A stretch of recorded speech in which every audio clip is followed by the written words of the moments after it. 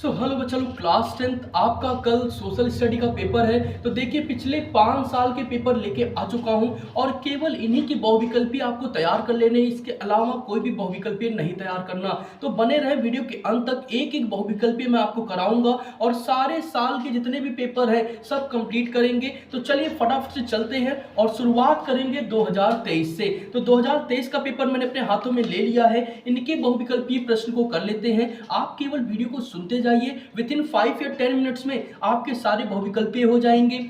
एक एक important question इसके बाद आपको कंप्लीट कराएंगे, सब कुछ एक ही क्लास में हो जाएगा। और गारंटी से जितना हम करा रहे हैं, केवल इतना जिन बच्चों ने तैयार कर लिया, कल के पेपर में 70 में से मैं लिख कर दे रहा हूं, कम से कम 60 नंबर जरूर आएंगे। तो बने रहे वीडियो के अंत तक, बिल्कुल भी स्किप मत करिएगा वरना आपका नुकसान हो जाएगा। और जल्दी से कमेंट बॉक्स में कमेंट करिए कितने बच्चे मेरे साथ में कल 60 से 65 नंबर लाने के लिए तैयार हैं। तो चलिए चलते हैं बहुविकल्पीय प्रश्न पे। पहला बहुविकल्पीय प्रश्न आपका है, ऑटो वॉन बिस्मार्क का संबंध किस देश से था? तो आपको बता दें, ऑटो वॉन बिस्मार्क का संबंध जर्मनी देश से था। दूसरा प्रश्न हमारे पास क्या आ जाता है? दूसरा प्रश्न है, नेपोलियन बोनापार्ट की पराजय कब हुई थी? ध्यान से सुनिएगा, नेपोलियन बोनापार्ट की पराजय कब हुई थी? तो इसका सही जवाब आपको बता देते हैं, 1815 ईस्वी में हुई थी। इसी के साथ तीसरा प्रश्न हमारे पास है, निम्नलिखित में से कौन सा संघीय सूची का विषय है? मैं ऑप्शंस बता के टाइम नहीं बर्बाद करूंगा, ठीक है। आपको बता दें, क्वेश्चन है निम्नलिखित में से कौन सा संघीय सूची का विषय है? तो जवाब है इसका रक्षा। अगला दिया है, ब्रेटन वुड्स नामक संस्था निम्नलिखित में से कहां स्थित है? तो ब्रेटन वुड्स नामक संस्था जो है वो आपकी अमेरिका में स्थित है। अगला है, स्वराज मेरा जन्मसिद्ध अधिकार है ये और इसे मैं लेकर रहूंगा, ये नारा किसने दिया था? तो आपको बता दें, ये नारा दिया था बाल गंगाधर तिलक ने, ठीक है। इसके बाद में अगला क्या है, भारत में मताधिकार की आयु क्या है? भारत में मताधिकार की आयु मिनिमम 18 वर्ष आपकी होती है। आप सभी को ये चीज अच्छे से पता होगी। अगला प्रश्न है, लोकतंत्र, ठीक है, लोकतांत्रिक शासन व्यवस्था अन्य व्यवस्थाओं से अच्छी है क्योंकि यह, तो आपको बता दें, सभी नागरिकों को समानता का अधिकार देती है और व्यक्ति की गरिमा को बढ़ाती है, बढ़ावा देती है। तो इसलिए इसमें सही जवाब आपके दोनों हो जाएंगे, सभी नागरिकों में समानता को बढ़ावा देती है, व्यक्ति की गरिमा को बढ़ावा देती है। इसका सही जवाब आपका ए बी दोनों हो जाएगा। अगला है, भारतीय राष्ट्रीय कांग्रेस की स्थापना कब हुई थी? तो सन 1885 ईस्वी में भारतीय राष्ट्रीय कांग्रेस की स्थापना हुई थी। अगला प्रश्न है, भारत में अवशिष्ट शक्तियां किसको प्राप्त है? तो आपको बता दें, भारत में अवशिष्ट शक्तियां संघ को प्राप्त होती हैं। अगला प्रश्न है, भारतीय संविधान कब लागू हुआ? तो आप सभी को पता ही होगा, 26 जनवरी 1950 को हमारा संविधान लागू हुआ था। इसके साथ में ही अगला प्रश्न हमारे पास है, निम्नलिखित में से किस राज्य में लाल मिट्टी पाई जाती है? तो ये आपका बता दें, मैप वर्क का क्वेश्चन है। इस एक वीडियो में सब कुछ है, आपके बहुविकल्पीय प्रश्न, आपके अति लघु, लघु, दीर्घ सारे प्रश्न, मतलब इंपॉर्टेंट प्रश्न सारे, साथ ही मैप वर्क भी है। तो पूरा, जिन बच्चों ने पूरा एंड तक की देखा, गारंटी से कह रहा हूं इसके बाहर आपका कुछ नहीं आना है। लेकिन आप लोग सब्सक्राइब नहीं करते, ज्यादा से ज्यादा सब्सक्राइब करिए, वीडियो को शेयर करिए, ज्यादा से ज्यादा लोग को इस क्लास में जोड़ते जाइए ताकि कल ज्यादा से ज्यादा बच्चे हमारे साथ मिल करके गारंटी के साथ में कम से कम 60 नंबर लेके आए। हिंदी का पेपर चैलेंज करके मैंने कहा था ना 70 नंबर का आएगा, पूरा 70 नंबर मैंने, जितना मैंने अपने चैनल पे डाला है वही चीज आई है। उसके अलावा कुछ भी पढ़ने के लिए मैंने नहीं कहा था। लाइव क्लास आप चेक करिए, उसमें भी केवल उतनी ही चीजें पढ़ाई गई हैं। तो गारंटी से कहता हूं, ये एसएसटी का पेपर भी आपका वही आने वाला है, कम से कम 60 नंबर का पेपर इसी में से आएगा। तो चलिए चलते इसी के साथ अपने अगले प्रश्न में। क्या है, लिखित में से कौन सा संसाधन गैर परंपरागत होता है? तो याद रखिएगा, पवन ऊर्जा जो है वो गैर परंपरागत हमारा होता है, क्योंकि पवन ऊर्जा में हम क्या करते हैं, खुद से पवन चक्की बनाते हैं। अगला क्या है हमारे पास 13वां, निम्नलिखित में से कौन सा राज्य बॉक्साइट का प्रमुख उत्पादक है? का प्रमुख उत्पादक राज्य हमारा उड़ीसा हो जाता है। इसी के साथ अगला है, निम्नलिखित में से कौन सा धात्विक खनिज है? तो धात्विक खनिज हमारी मैग्नीज होती है, ठीक है। धात्विक खनिज हमारी क्या होती है, मैग्नीज होती है। अगला है, जैव संसाधन, निम्नलिखित में से कौन सा जैव संसाधन है? तो आपको बता दें, मत्स्य उद्योग हमारा क्या है, जैव संसाधन के अंदर आता है। इसी के साथ में हमारा 16वां प्रश्न क्या है, निम्नलिखित में से किस राज्य में सबसे अधिक प्रतिशत कृषि भूमि पर खेती होती है। तो सबसे ज्यादा खेती हमारी कहाँ होती है? भारत के हरे भरे राज्य में यानी पंजाब में, याद रखिएगा। अगला है, निम्नलिखित में से कौन सा भौगोलिक क्षेत्र का प्रतिशत राष्ट्रीय वन नीति 1952 द्वारा निर्धारित किया गया है? तो 33 इसका सही जवाब हो जाएगा। ठीक है, 1952 राष्ट्रीय वन नीति में प्रतिशत की बात कर रहा है, 32% इसका सही जवाब हो जाएगा।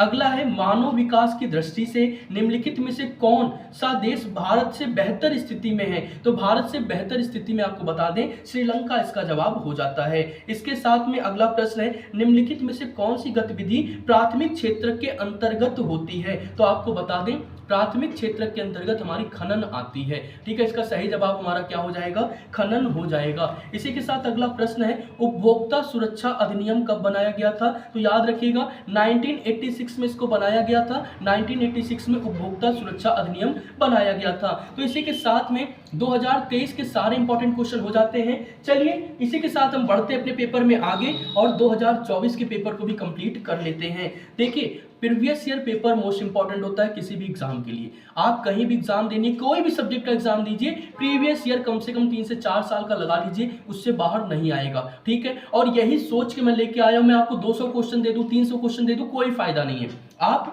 इन्हीं क्वेश्चन को सुन लीजिए, अच्छे से समझ लीजिए, इन्हीं में से आपका पेपर आएगा, तो परेशान होने की जरूरत नहीं है। तो चलिए चलते इसी के साथ में 2024 के पेपर की तरफ। तो क्या है, निम्नलिखित में से किसने एक गुप्त संगठन यंग इटली बनाया था? तो आपको बता दें, गुप्त संगठन यंग इटली जो है, इसको किसने बनाया था? जिउसेप्पे मैत्सिनी ने बनाया था। ठीक है, जिउसेप्पे मैत्सिनी इसका सही जवाब हो जाएगा। इसी के साथ में हमारा अगला प्रश्न है, कार्न लॉ से संबंधित देश है? तो कार्न लॉ जो है आपका वो ब्रिटेन से संबंधित है। ठीक है, याद रखिएगा, कार्न लॉ से संबंधित देश कौन सा है? ब्रिटेन हमारा हो जाएगा। नेपोलियन बोनापार्ट की पराजय कब हुई? बहुत इंपॉर्टेंट क्वेश्चन है। ठीक है, नेपोलियन बोनापार्ट की पराजय 1815 ईस्वी में हुई थी। अगला प्रश्न है, महामंदी का सबसे बुरा असर पड़ा? तो महामंदी का सबसे बुरा असर पड़ा था कृषि के ऊपर, क्योंकि किसानों को उनकी ही जमीन पे खेती करने के लिए बहुत ज़्यादा टैक्स देना पड़ जाता था।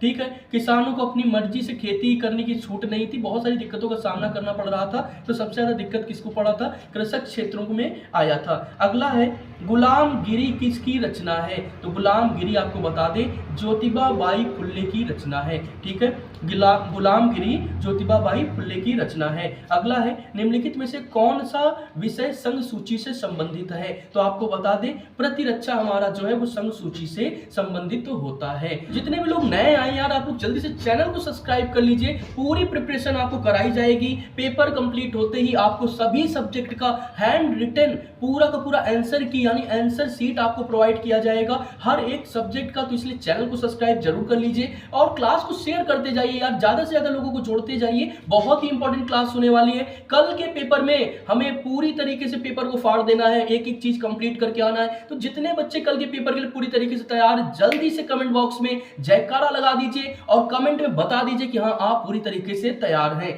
अगला प्रश्न हमारे पास कुछ इस प्रकार से है, क्या है?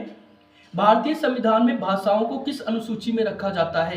भारतीय संविधान में भाषाओं को 8वीं अनुसूची में रखा जाता है। अगला प्रश्न है, भारतीय संविधान के बारे में निम्नलिखित में से कौन सा कथन गलत है? तो एक चीज बता दें, भारतीय संविधान धर्म को कभी राजकीय धर्म नहीं मानता, इसीलिए भारत हमारा जो है, यहाँ हिंदू, मुस्लिम, सिख, ईसाई सभी धर्मों के लोग यहाँ पे हंसी खुशी भाईचारे के साथ रहते हैं। ठीक है, इसी के साथ में अगला क्या है कि जनता का जनता के लिए शासन किस शासन व्यवस्था की विशेषता है? तो ये लोकतंत्र की विशेषता होती है। अगला प्रश्न है, लोकतंत्र के मूल्यांकन की दृष्टि से निम्नलिखित में से कौन सा बिंदु लोकतांत्रिक व्यवस्थाओं के अनुरूप नहीं है? तो आपको बता दें, बहुसंख्यकों का शासन जो है वो लोकतंत्र की मूल्यांकन दृष्टि से लोकतांत्रिक व्यवस्थाओं का शासन नहीं, क्योंकि जब बहुत सारे लोगों के पास शासन चला जाता है तो अपने अपने हिसाब से राज करने की कोशिश करते हैं और जहां पे दिक्कत होती है। ठीक है, अगला है, उत्पत्ति के आधार पर संसाधनों का निम्नलिखित में से कौन सा वर्गीकरण सही है? तो आपको बता दें, हमारे पास उत्पत्ति के आधार पर संसाधनों को 2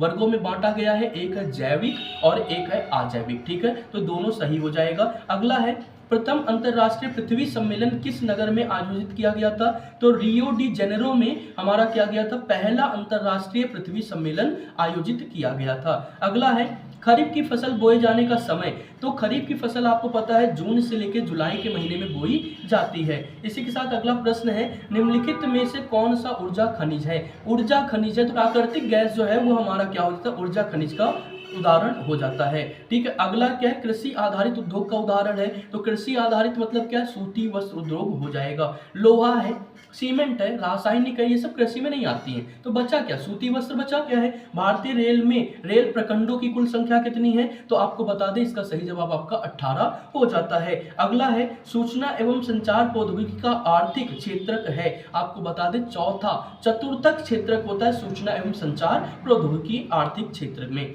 ठीक है, अगला 18वां प्रश्न क्या है हमारे पास? उपभोक्ता सुरक्षा अधिनियम किस वर्ष पारित हुआ था? तो आपको बता दें 1986 में उपभोक्ता सुरक्षा अधिनियम हमारा पारित किया गया था। इसी के साथ अगले प्रश्न पे चलें, तो किस देश का विकास, ठीक है, आधारित होता है प्रति व्यक्ति आय पर, औसत साक्षरता दर पर, लोगों की स्वास्थ्य स्थिति पर? आपको बता दें कोई भी देश इन तीनों के बिना किसी भी तरीके से वृद्धि कर ही नहीं सकता, विकास कर ही नहीं सकता, तो उपयुक्त सभी इसका सही जवाब हो जाएगा। अगला क्वेश्चन हमारे पास आता है, मनरेगा कार्यक्रम किस वर्ष प्रारंभ हुआ था? तो आप सभी को पता है मनरेगा हमारा 2005 से स्टार्ट हुआ था। ज्यादा इंपॉर्टेंट क्वेश्चन हो जाता है। इसी के साथ में हमने 2024 का भी पेपर कर लिया। इसी के साथ चलिए चलते हैं 2025 के पेपर की तरफ। बहुत ही शानदार पेपर है। ठीक है, तो चलिए फटाफट से इसको भी हम कंप्लीट कर लेते हैं। तो यहाँ पे हमारे पास पहला प्रश्न ही आया है, फ्रांस की क्रांति कब हुई थी? तो आपको पता है 1789 में फ्रांस की क्रांति हुई थी। कितने बच्चे इसका जवाब जानते थे?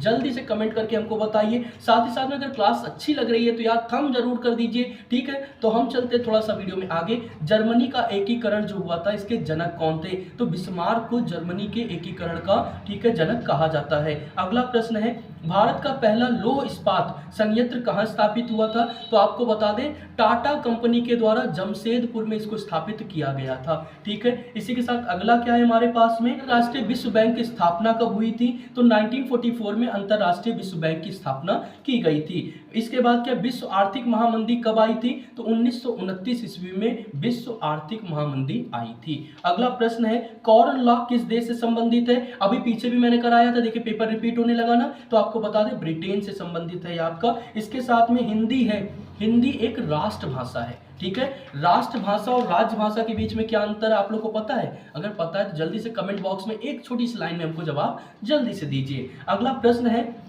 जनसंघ की स्थापना हुई थी? तो आपको बता दें 1951 में जनसंघ की स्थापना हुई थी। अगला प्रश्न है, निम्न में से किसका संबंध लोकतंत्र से नहीं है? तो आपको बता दें बहुसंख्यकों का शासन। मैंने पीछे भी बताया पेपर वही रिपीट होगा जो मैं करा रहा हूं, तो इसलिए जल्दी से ज्यादा लोगों को शेयर कर दीजिए, ज्यादा से ज्यादा लोगों को हमारे साथ जोड़िए और पूरी तरीके से अंत तक बने रहिए, वरना मत कहिएगा कि आपका पेपर खराब गया है। आपको सब कुछ मैं दे रहा हूं, पूरी रात जग करके कल मैंने पूरा सब कुछ तैयार किया है, आज आपके लिए सब कुछ रिकॉर्ड किया है, अलग से सब कुछ रेडी किया है कि आपको 10 जगह भागने की जरूरत ना पड़े। तो इसलिए यार आप इतना तो कर ही सकते हैं, चैनल को सब्सक्राइब करिए, वीडियो को लाइक करते जाइए, शेयर करते जाइए और कमेंट बॉक्स में अपना उत्साह ऐसे ही दिखाते जाइए। अगला प्रश्न हमारे पास क्या है, भारत के संविधान में महिलाओं के लिए आरक्षण की व्यवस्था है। स्थानीय संस्थाओं में भारत में संविधान में महिलाओं के लिए क्या है, आरक्षण की व्यवस्था की जाती है। अगला है, निम्न में से कौन सा आर्थिक विकास का लक्ष्य है?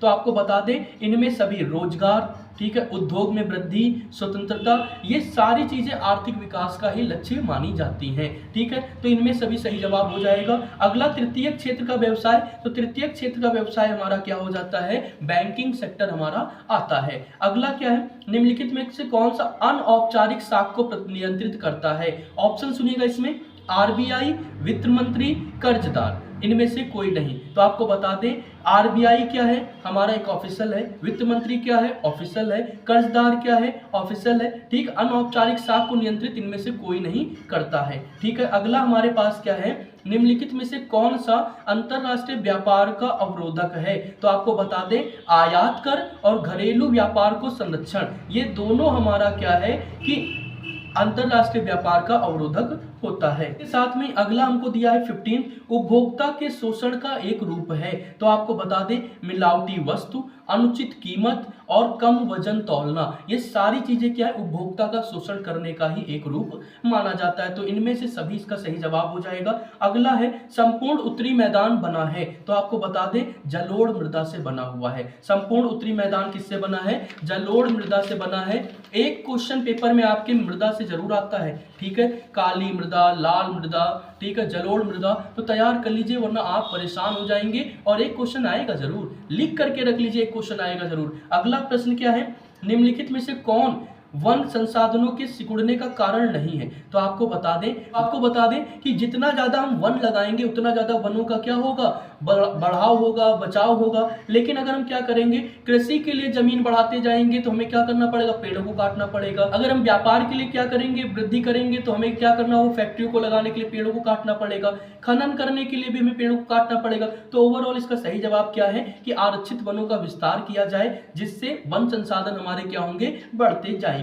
अगला प्रश्न 18वां है, निम्नलिखित में से कौन भारत में रोपण फसल का उदाहरण नहीं है। तो धान इसका सही जवाब है। बहुत ही इंपॉर्टेंट क्वेश्चन है, याद रखिएगा, ठीक है, रोपण फसल का उदाहरण नहीं है धान। इसी के साथ अगला प्रश्न हमारे पास, निम्नलिखित में से कौन खनिज उद्योग है। तो चीनी उद्योग, पेट्रो रसायन उद्योग, ए बी दोनों, या इनमें से कोई नहीं। तो आपको बता देते हैं, खनिज उद्योग में हमारा क्या आता है, पेट्रो रसायन उद्योग आता है। तो पेट्रो रसायन उद्योग इसका सही जवाब हो जाएगा। ए बी देख करके टिक मत मार दीजिएगा, बच्चे क्या करते हैं, कहीं लिखा है ऑल ऑफ दीज, फट से टिक कर देंगे, कर दो भैया, कट जाएगा।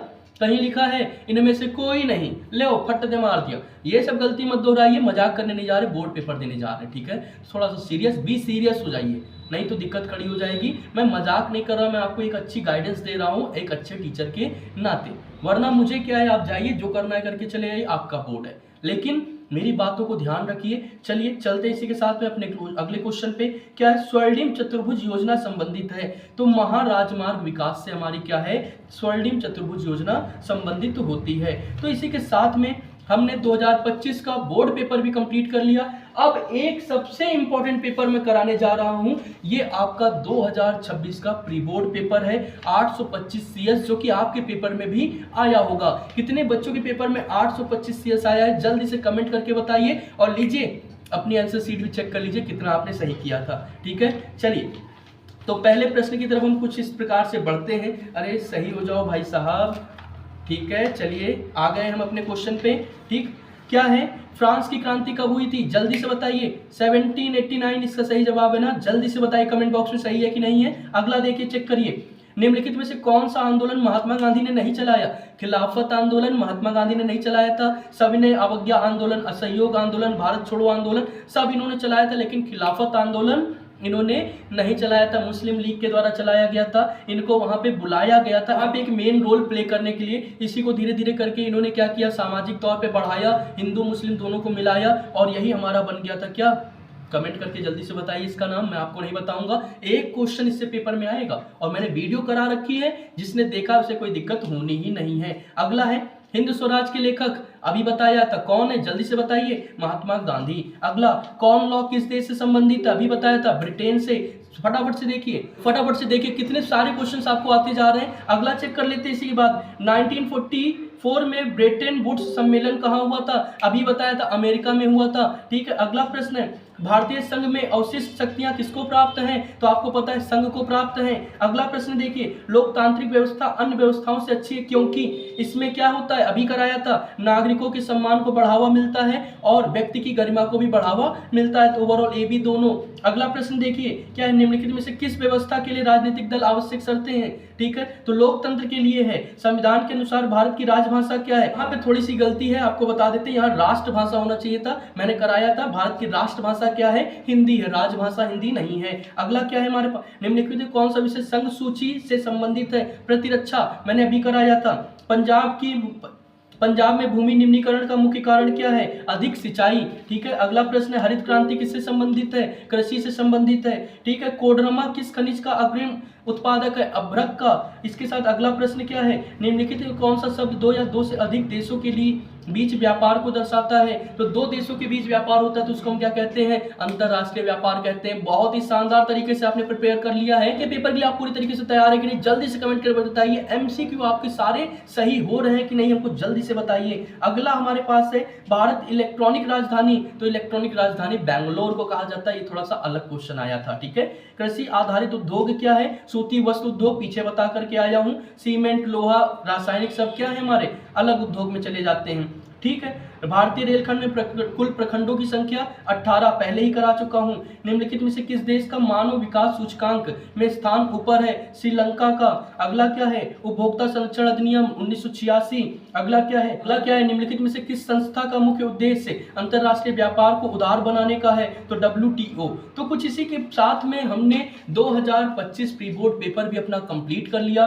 देखिए कितने सारे पेपर हमने कंप्लीट कर लिए और आई होप अब आपको मजा आ रहा होगा, अंदर से कॉन्फिडेंस आया कि नहीं आया, सारे क्वेश्चन के जवाब आप फटाफट से बता रहे थे कि नहीं, जल्दी से कमेंट करके बताइए। इसी के साथ चलिए बढ़ते हैं अपने लॉन्ग क्वेश्चन की तरफ, फटाफट से उसको भी कंप्लीट कर लेते हैं। तो उसके लिए चैनल को सब्सक्राइब करिए, वीडियो को लाइक करिए, दोस्तों के साथ शेयर करिए और एंड में कराने वाला हूं आपका मैप वर्क। मैप वर्क कितना इंपॉर्टेंट है आपको पता ही है, 10 नंबर आपको दिलाता है, 100% मार्क्स की गारंटी लेता हूं और एक एक चीज मैं आपकी तैयार करा दूंगा कल के पेपर के लिए। इसी के साथ चलिए चलते हैं अपने लॉन्ग क्वेश्चंस की तरफ और अपने लघु क्वेश्चन की तरफ।